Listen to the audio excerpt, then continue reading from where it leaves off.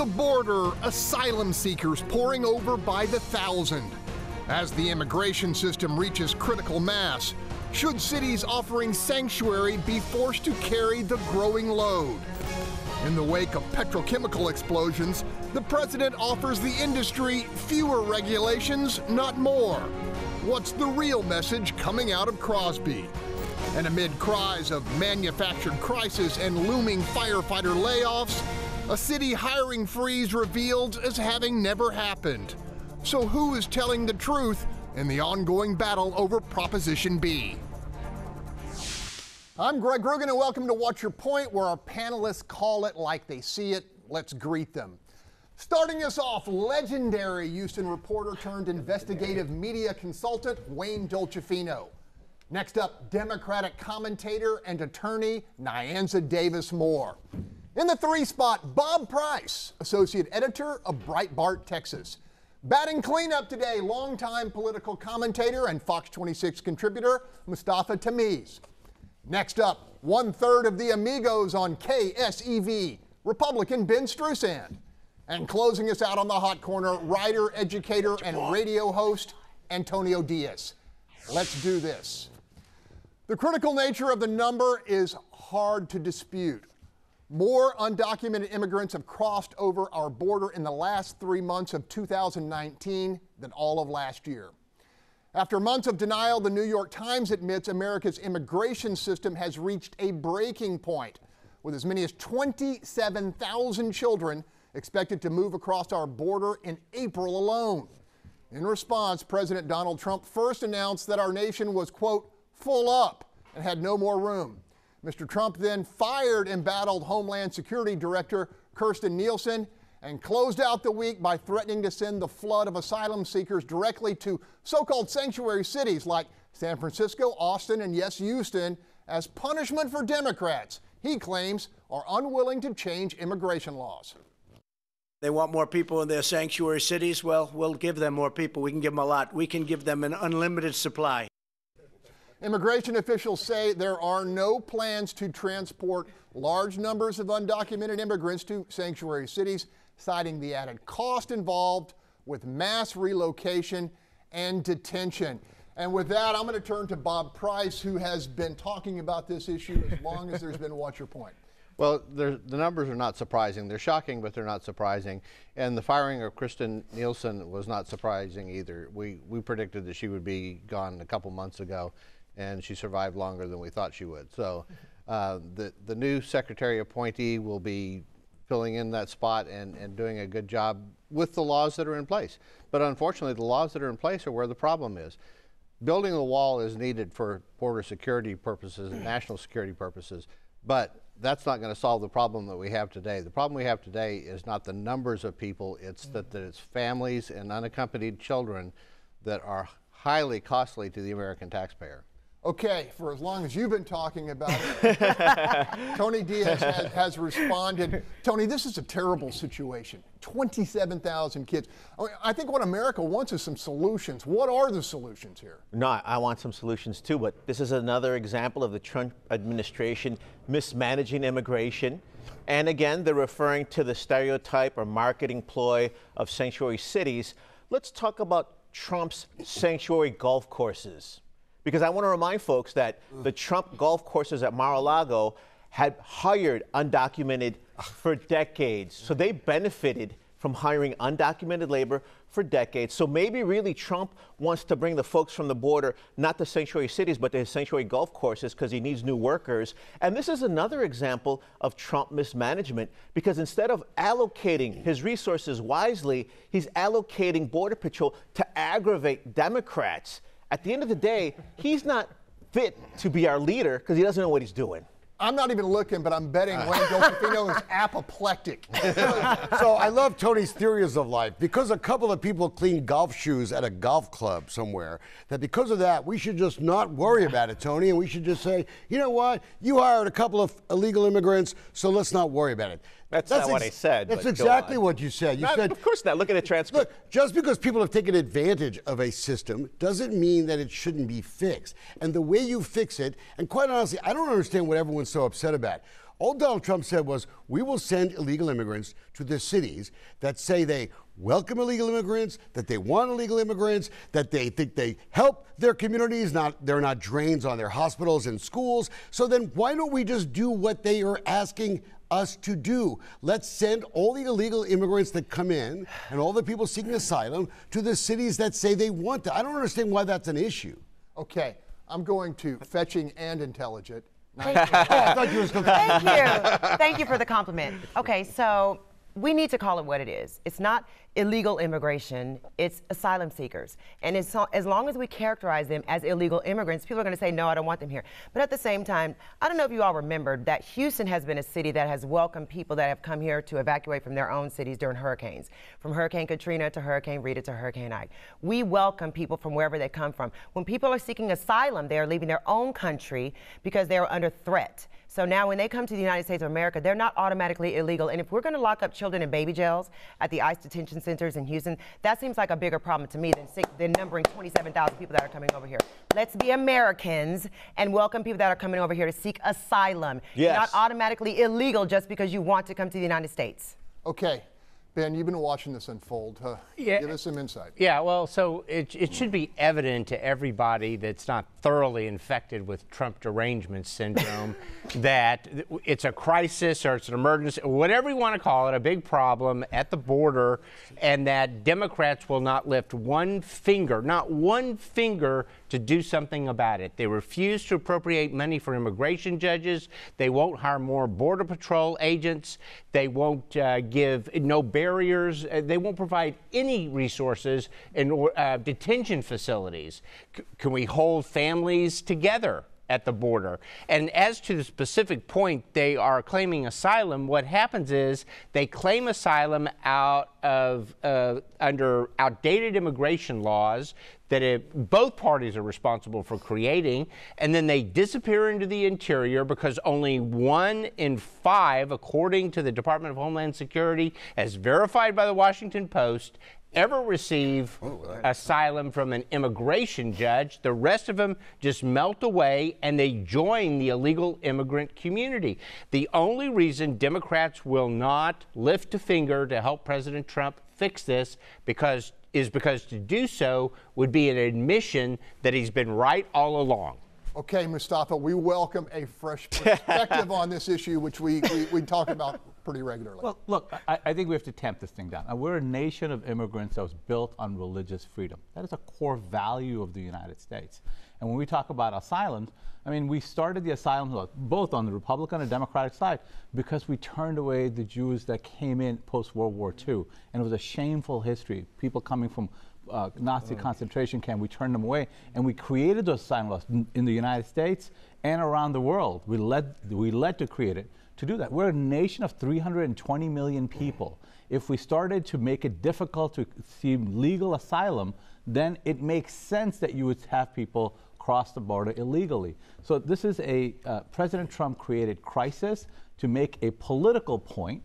And then when you talk about moving people from where they were, where they have a court hearing to another city, well, guess what's going to happen? If you have a court hearing and you move someone across the country, they're going to miss their court hearing and they will become illegal. This is something that we have to kind of lower the temperature and think about it reasonably. Got 20 seconds left. I'm going to give it to Bob. Okay, there are a lot of misstated facts there. The court appearances that they're given are at the destination where they say they're going to. They don't show up for them.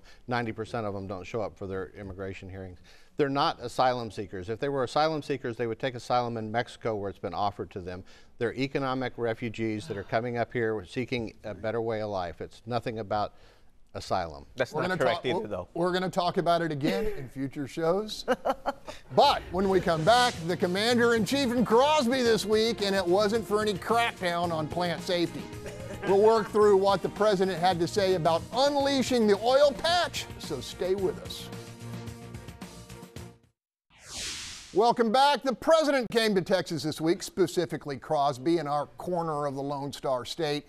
Mr. Trump's visit came just 8 days after a petrochemical explosion focused fresh attention on safety oversight of an industry plagued by 3 major fires in a month's time.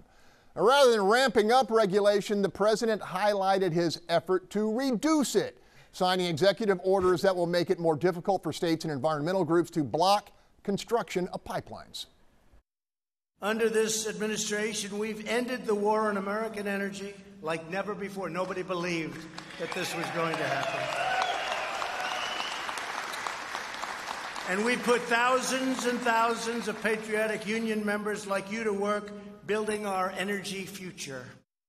Fact is, in his speech, the president didn't even mention the trio of recent explosions which substantially polluted Houston area air and water, posing a threat to public safety. Nyanza, do you have anything to say about this? I do. I think that maybe the president is out of touch with exactly what went on here in Houston and the surrounding area. You know, deregulating an industry where they're causing environmental harm, they're causing physical damage to the people out here is tragedy. I don't understand how you can, or maybe he doesn't know.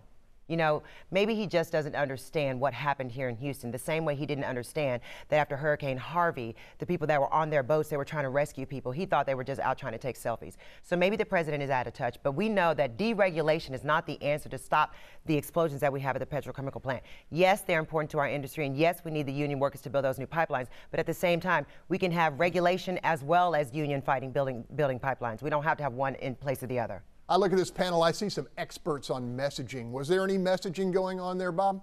Well, first off, I'd like to say that overregulation does not stop explosions from happening. That's right. All it does is punish law-abiding companies and consumers who have to pay a higher cost for products because of the increased cost of compliance with regulations. What we need in our regulations is more teeth in them so that the lawbreakers who violate the regulations pay some actual penalties and not just get a slap on the wrist.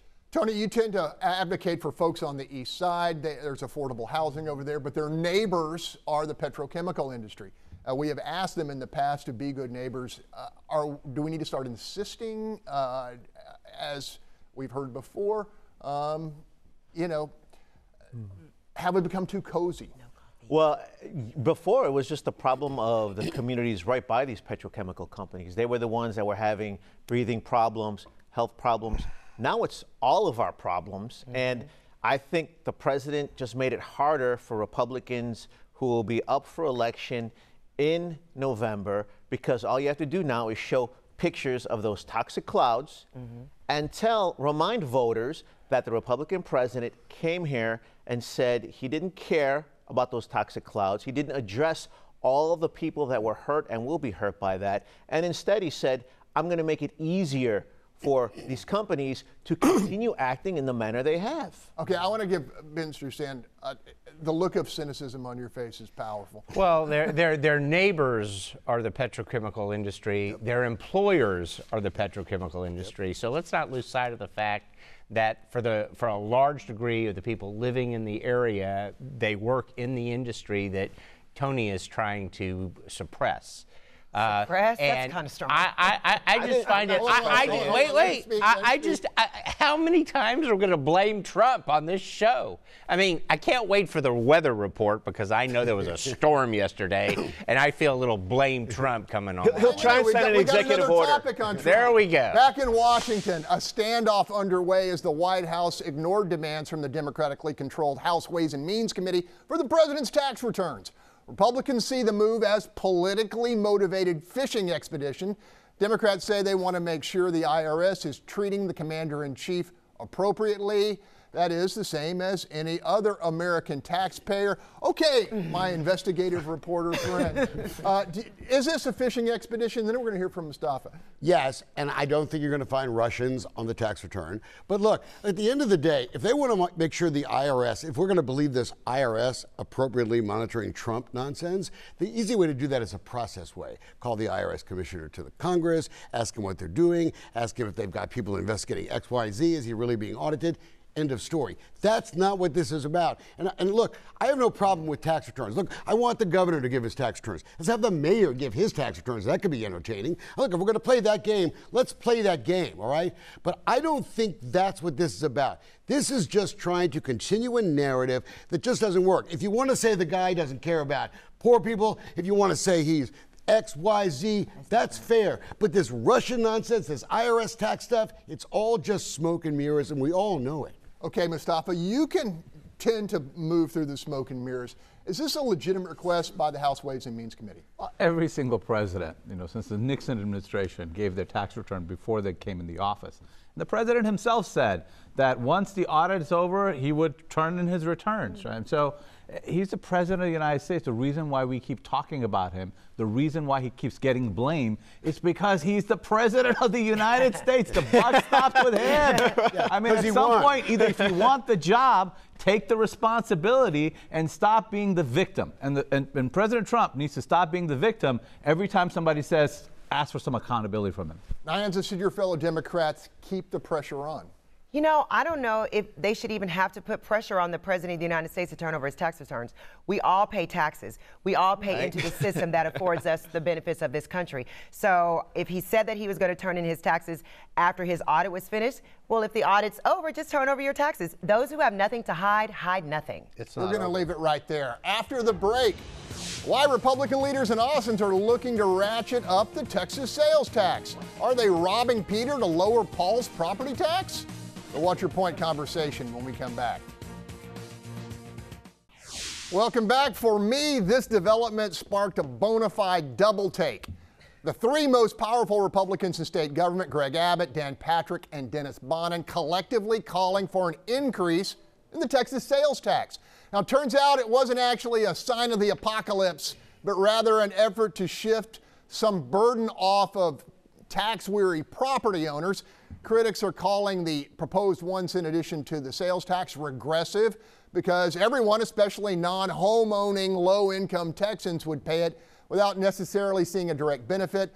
Others call this a giveaway to corporate landowners who would also enjoy the property tax relief. I turned to Ben Strusand, who has been talking about this with one of the big players, Senator Betancourt. Yeah, I was surprised they went this direction. Also, their property owners in Texas, particularly residential property owners, have been pressured the last 4 or 5 years by escalating appraised values. And so what the legislature is trying to do is first cap those increases with SB2 and HB2, which would put a little trigger or a cap into the escalating appraised values at 2.5% for selections on uniform election dates. And then before that cap would be implemented, they want to buy down property taxes. Now, the proposal on sales tax, to increase the sales tax to do it, it wasn't my first choice, but something needs to be done. My preference would be expand the base. Okay, this tax regressive? Yeah, I think we should call it a youth tax, because what's going to happen is that not only is it low-income people, but if you're a millennial and you're making $50,000, $60,000, if you're spending for every $10,000, you're giving the state another $100. That adds up. If you don't think that's a big deal, how come these tax-free holidays are a big deal? The other thing that blows my mind is Republicans went nuts when City Councilman Boykin suggested $20 a month on homeowners for garbage. So now, let me get this straight. You're defending homeowners and you're trying to pawn off all this debt on young people who will have to pay this tax across the board. I'm shocked. Republicans are not the fiscally responsive party anymore. Okay, Bob Price. Well, people are being taxed out of their homes, and this tax situation's got to be fixed. Personally, I like sales tax because everybody pays sales tax. It's tourists from out of state pay the sales tax, criminals pay sales tax, and yes, even illegal aliens pay sales tax. So everybody pays it. Everybody's got skin in the game. The other issue is it's not a regressive tax because rich people buy more expensive things, therefore they pay more tax. Okay, Mustafa, does that make sense? Yeah, Bob Price is for higher taxes. I think no, it's not higher taxes because you're lowering the property tax. Look, we see this all the time. We keep, there's this myth that Republicans are fiscally conservative. They're not. Every time they're in office, the deficits go up, right? They give a tax break, and now they're stopped even giving the tax break. Now they're increasing our taxes. Why do we need them in Austin? 10 seconds. I think it's refreshing that my friend Border Bob here thinks that because the illegal aliens are paying taxes, they're benefiting to our society. Right. He's absolutely right. The Republicans put our deficit up to $22 trillion, which is faster than any other president has done. So thank you, Bob, for having the illegal aliens paying to our tax system. We're fighting strong. We love them. Leave it there. Just ahead, she spent the lion's share of her life representing the people of Houston's East Side. Congresswoman Sylvia Garcia is now fighting their fight on Capitol Hill. Environmental safety, the Mueller probe, and the battle over the border, everything is on the table when she returns to the hot seat. Stay with us. Yeah. Welcome back. When Sylvia Garcia went to Washington, she made history, bringing a Latina's voice to the Texas delegation for the first time. 4 months into her term of office, she's fully engaged in issues critical to the 29th District, and for that matter, the nation. Congresswoman, welcome back to the hot seat. Well, thanks for having me. Hey, we're going to get to it real quick. 3 petrochemical explosions on the east side in less than a month have created both short and long-term concerns over health and concerns over an industry that may be playing fast and loose with the rules. We want to hear what you think. Well, first of all, you're right. It's it's outrageous. I mean, it happened so quickly, you know, with all of them have caused a lot of concern. And we should be very concerned because we probably do need to make sure that they do better. This area is very heavily monitored, but we need to do more monitoring. We need to take a good hard look at how close these storage tanks could be next to each other. We need to make sure that we have some oversight on how they're fighting those fires, whether they're prepared, because they ran out of the foam. They also aren't required to have enough foam on site to even to do more than one storage tank. So we need to look at a lot of different things so that we can do better next time. Congresswoman, the Mueller report is in with no new indictments. The House Judiciary Committee, which you serve on, believes there's more to be revealed to Congress and, for that matter, the American public. What can we expect? Well, I think we should expect the full report, not redacted, not changed in any way. The full report and any evidence that goes with it, whether it's emails, videos, documents, pictures. We need the whole enchilada because guess what? We paid for it. We paid for it. And we have voted in Congress that we want to see the full report. It was bipartisan, both in the House and the Senate. Even the president said we should see the report. Now all of a sudden there's a change of heart and there's resistance. So we don't want a redacted report. We don't want a 1 or 2 paragraph memo saying this is what it said. We need to see the whole thing so that we can get to the bottom of the truth. Okay. Crisis continues on our southern border. I know you have been watching it closely. Right. This past week, the president fired his Homeland Security chief and threatened to send asylum seekers to so-called sanctuary cities, including our own, as some kind of punishment to Democrats. What's your read on that?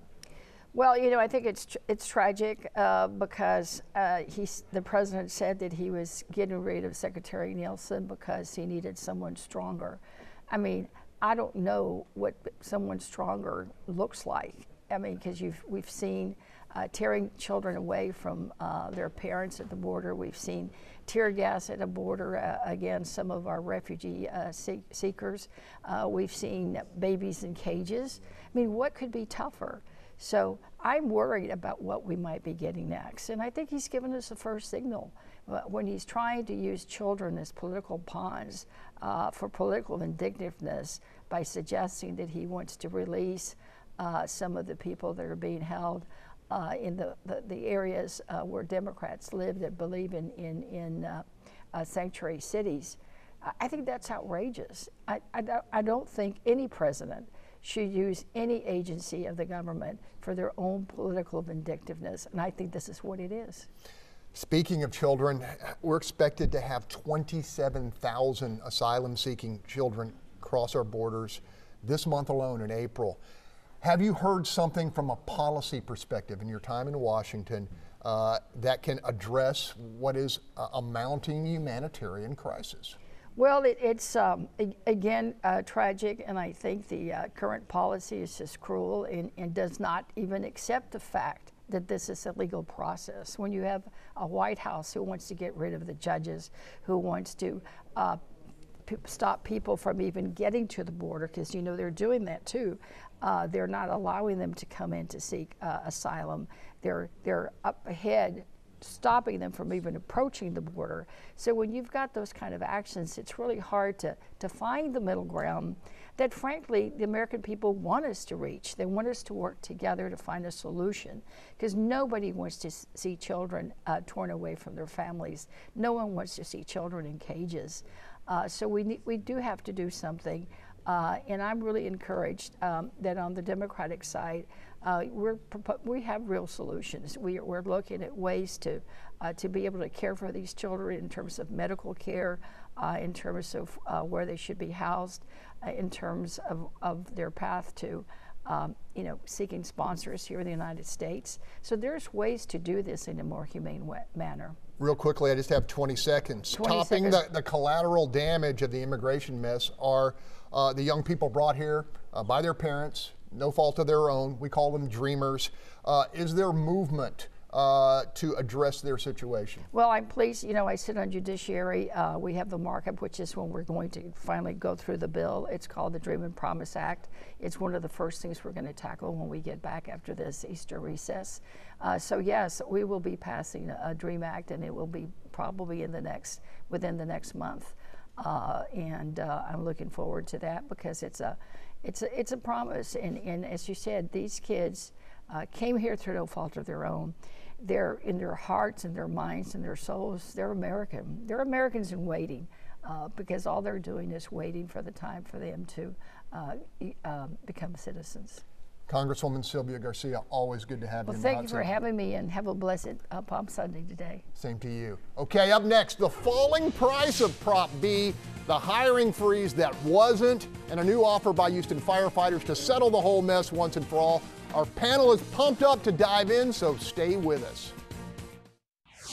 Welcome back. Lots more sound and fury in the ongoing battle over Proposition B. This week we learned from the city's fire chief that the number of firefighter layoffs proposed to fill a funding gap has fallen to 286, a far cry from the 1,000 projected last fall.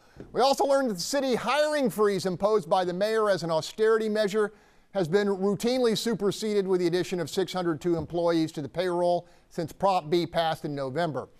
Topping it all off, an offer by the firefighters union to phase in equal pay with police over 3.5 years as part of a new collective bargaining agreement. The mayor didn't say yes, but he didn't say no either. Another face-to-face meeting with Union Chief Marty Langton is set for this week. Wayne Dolcefino, what do you think of what's unfolding? Well, look, first of all, I think this whole debate has been so mean-spirited, and I think the mayor has proven why he just can't lead the city, right? Whatever you think of whether they should or shouldn't have gotten the money, the reality is they were going to get the money. People were going to vote for it. The mayor has been vindictive ever since. And let me tell you something. If you have to start cutting budgets for whatever reason, first of all, there's so much gravy in city contracts, I'll help the mayor cut it tomorrow, right? Number two, you don't start with first responders. Firefighters and cops should be the last people to go. I think people would deal with the library being closed a couple hours a day in exchange for that. If someone's got to go, not them first. Okay, Mustafa, fresh perspective on this. You've kind of watched it unfold. Any thoughts? Yeah, there was a great editorial in the Chronicle by the Greater Houston Partnership, Bob Harvey, and it laid out something that I even didn't understand. If you look at the city budget, the third largest department would be this raise. It's a $2.5 billion budget, about $900 million police, a $500 million firefighters. So when you add in $100 million, it would be the third largest department. And that's the scale of it. And the mayor's stuck with trying to figure out how to do this. And we've all voted for this. And then now we turn around and ask him to fix it. So it's like the Brexit deal, right? It's a bad deal. People voted for it. It's got to get done. And we want the CEO of the city to fix it without, cutting. And that makes no sense. But the numbers have changed. We heard 100 million for a long time. Now it's 79. I mean, I think that there's a sense out there that there's a lot of moving targets going on. Nyanza. Yeah, from all the numbers that are being thrown out, like you said, they have changed. I think that transparency is necessary, and I think that whenever you put out information out there to the citizens to vote on, when they vote, their vote matters. What we're teaching the people of Houston is that if you vote for something, it doesn't matter what you vote for. The city will then go ahead and use your own tax dollars to file lawsuits to make sure that stops. Just like Wayne Deltrofino just said, I know that we are all concerned about our first responders. The firefighters, if we did shut down the library for a couple of hours, maybe we could pay our firefighters, but I think that they haven't had a raise in 8 years, so something has to be done. And it's not laying off firefighters and preventing cadets from being able to go ahead and start working. That was a bad 3.5 years, a collective bargaining agreement. Does that sound unreasonable, Bob? Well, it was a good compromise, I think, from the firefighters union, who's frankly been unwilling to compromise on a lot of things. So it's good to see some movement there. But for the mayor to be hiring other city workers while cadets who graduated from the fire academy at taxpayer expense are sitting around doing nothing when they could be helping protect Houston citizens, that's ridiculous. Okay, Tony, the firefighters had an additional request, that is for the city to open up its books. And, you know, there are those who think that that's something the mayor doesn't want to do. Well, it'd be great to see all the numbers, and it'd be great to get all the words straight, because you talked about the changing figures on the number side. On the word side, okay, you have a hiring freeze, but then if you don't hire cadets, is that layoffs? And in the meantime, you got families stuck in the middle, because honestly, if you don't hire the cadets who finished the training, that sounds like effectively layoffs. And then you've got families stuck in the middle, city stuck in the middle. I think they both need to sit down, come up with concrete terms, and come up with the solution ASAP. Got 20 seconds. Yeah, it's not $76 million. It's actually a $200 million budget shortfall on July 1. That's the problem. He can't do it without layoffs and cuts. He's going to have to do something bigger than what he's proposed. Okay, we're going to leave it there. Still ahead, a new kind of combat for Congressman Dan Crenshaw. Twitter battle with AOC and the far left wing of the Democratic Party. Plus, wealthy parents busted buying their kids into elite colleges are pleading guilty. Should hard time be the price they pay? Stay with us. Welcome back. A high-profile Twitter war erupted this week, pitting Houston Republican Congressman Dan Crenshaw against his outspoken fellow House freshman Alexandria Ocasio-Cortez. At issue, AOC. At issue, this statement by controversial Minnesota Congresswoman Ilhan Omar. CARE was founded after 9/11 because they recognized that some people did something. So you have no idea right now? There's another one. Another plane just hit. Some people did something. Crenshaw, a retired Navy SEAL who sacrificed an eye serving the nation in Afghanistan, took issue, responding, quote, "First member of Congress to ever describe terrorists who killed thousands of Americans on 9/11 as, quote, some people who did something." That's when Alexandria Ocasio-Cortez jumped into the Twitter fray against Crenshaw, quote, "You refuse to co-sponsor the 9/11 Victims Compensation Fund, yet have the audacity to drum up resentment towards Ilhan with completely out-of-text quotes," end quote. As you can imagine, that volley from an avowed socialist against a decorated war hero with multiple tours of combat against actual terrorists did not go over well with many. Note to Omar, we're told CARE was founded in 1994, 7 years before 9/11, not in response to it. Wayne, go. Okay, so we have the avowed socialist and we have the war hero guy, so let's talk about that. Okay, look, Representative Omar, the people who voted for her should all be ashamed. And I think it's testimony to why people may be becoming too stupid to vote. I think there are some people that are now so dumb and so uninformed and so ill-informed that they shouldn't be allowed to vote, because that woman says things that to me sounds like she doesn't like Americans. And I'm an American, and I'm sorry, I don't care where she's come from, what flavor she is. She says things that make me believe she hates people like me. She does. But she has the right to say whatever she wants. She can say whatever the hell she wants. And I'll fight for that. Yep. Mustafa, any thoughts on this? She's an American too. I mean, it's amazing that somehow we feel like our Americanness makes somebody else less of an American. And we have to stop that, right? Like, this is, again, a nation of immigrants that's built on religious freedom. And somehow she's become the poster child for the right. They're putting out posters to attack her. She's had death threats on her life. At some point, you know, we have to kind of come to the conclusion that when President Trump says something, it drives some people crazy. On the other side, when people say something, it drives others crazy. But if we have to start tamping this down, otherwise people get hurt. Go ahead, Ben. I mean, I don't mean this. Yeah, I do. Who hasn't had death threats? I mean, anybody. I've been taking people off all my life. I'm sending you one right now. I just, How have you been living your life? I have never had a death threat. She just doesn't represent my values. I don't feel like she represents the majority of American values. And the issue is, you want to know why she's a poster child for the left? Because she keeps stepping in her own stuff. I mean, and if she wants to keep doing this, she is going to be criticized, and we're happy to engage in the combat because I think it's representative. She is representative of where the Democrats are now, and if that's the picture you want to put up to the American people, more power to you. That's not Do you want to say something next? I'm going to go to Bob. If not. Well, look, I mean, I think that at the end of the day, you get really frustrated when somebody criticizes President Trump and why do people keep blaming him? But you on the same time are pointing the finger at somebody else saying, I don't know if your values are American values. When do you define American values? How does that happen? Okay, hold on. I said they're not my values. Okay, the good news out of this whole thing is that Ben Crenshaw is becoming a media star for the right. Yep. Dan? And if you want to put Ben Crenshaw up against Isn't it these Dan? two wackos, go at it. Okay, we're going to leave that one right Whoever there. Ben Crenshaw is, He's We involved. got another great topic. More than a dozen guilty pleas this week in that now infamous college cheating scandal. Wealthy parents who collectively paid millions for phony test scores and side door bribes so their kids could enter elite colleges may soon enter a very different institution, federal prison.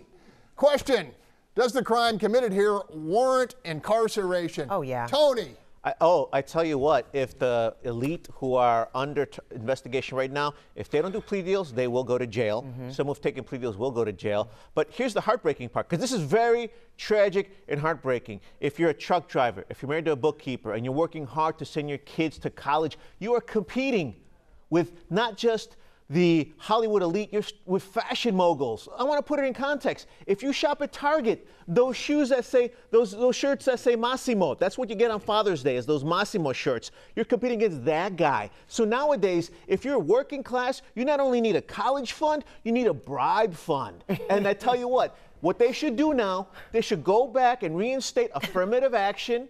Because the BS I heard to overturn it for blacks and African Americans and Latinos and Chicanos was that the field was level now. This exposes the truth. This is just who we caught now. They've been doing this racket for decades and generations. It is unfair. It is wrong. It's sabotaging education. Tony's called for prison sentences. For They deserve to go to prison. A rare moment, but I'm actually going to say that Tony actually said something that I agree with. Okay, a rare moment indeed. But look, I think they should be punished, and I think there is an unfairness in the system. But having said that, Tony, the reality is government isn't a candy store. College tuition in private schools shouldn't be a candy store. If you're rich and you can afford to send your kid to waste some big education, the thing we should do is we should go back and we should regulate, and I don't normally say this, state colleges in our state. The University of Texas, A&M, all those schools, once we let them start doing what they wanted, they became monsters and tuition soared. That's the best way we can help your friends that shop at Walmart and Target. Well, in defense of Texas A&M, we're not monsters. But I do believe that privilege has its privileges. And I think that access to the best colleges, whether you get there by hook or by crook, you should go to prison. This is the same, we're the same state where a black woman was sentenced to 10 years in prison for voting when she thought that she had the right to vote and she didn't. Now that we're seeing the perp walk done by very wealthy people in Hollywood, what's the difference? If they lied, cheated, and took someone else's chance of getting into a college, like Tony said, it could have been someone's son that was working a hard job that had the grades but didn't make that extra mark because they didn't go on the crew team and actually crew. I think that they should go to prison. I think that maybe now they'll try to upgrade the outfits since we have so many celebrities that are going to prison. Okay, hey, I'm going to leave it right there. Okay, Ben, real quick. The Jesse Smollett Federal Prison. Send him there. Okay. Yeah. I think that's a great idea. Go ahead. A very special announcement you definitely don't want to miss, and I'm totally serious, so please stay with us.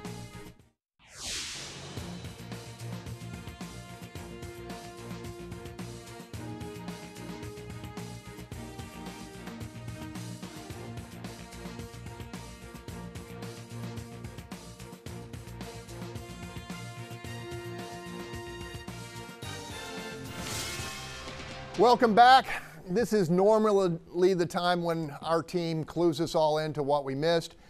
And this morning we have some genuinely breaking news. As an original member of the Watch Your Point crew, Nyanza Davis Moore has delivered over the course of more than 150 episodes a powerful, articulate, and extremely passionate voice for the underserved, the disenfranchised, and those in our nation enduring bigotry. While a proud Democrat, her values and beliefs are her own, and she has on occasion courageously broken with the party line as a matter of conscience and conviction. Many see that as an essential quality of leadership. With that, I say to my friend Nyanza, what did we miss? Thank you so much, Greg, and thank you to all of my friends here at Fox and all of the guys here that I've been here with for 3 years. Oh gosh, for 3 years, you guys have seen my family go through lots of tragedies. I lost my sister, I lost my dad, and my mom's dealt with her own health issues. And you know, my dad was a veteran, and he died a year ago this past week from gallbladder cancer. And my sister died from a traumatic brain injury. And healthcare has been a huge crisis in our family. At times, we didn't think that we were going to be able to financially survive. And you know, I wasn't able to do enough for my own family, for my sister and my dad. But now I think that it was too late for my family, but it's not too late for everybody else.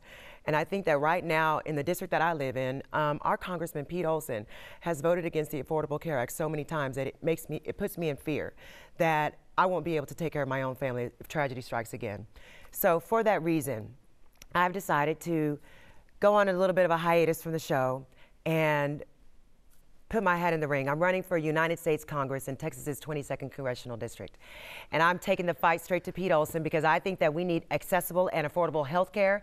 And I know that if we don't fight now and get the groundswell of support from everyone out here, that we will be in a situation where we cannot survive. We need to save our health care. We need to save our families. And most importantly, I need you to understand that I'm not running a campaign based on corporate special interests. I'm running a grassroots campaign, and I need the groundswell of support. Visit me at NyanzaDavisMoore.com and on Facebook at Nyanza Moore for Congress and Twitter at Nyanza Moore. And join me at a rally to take the fight straight to Pete Olson on April 27th, right at his office in Sugar Land.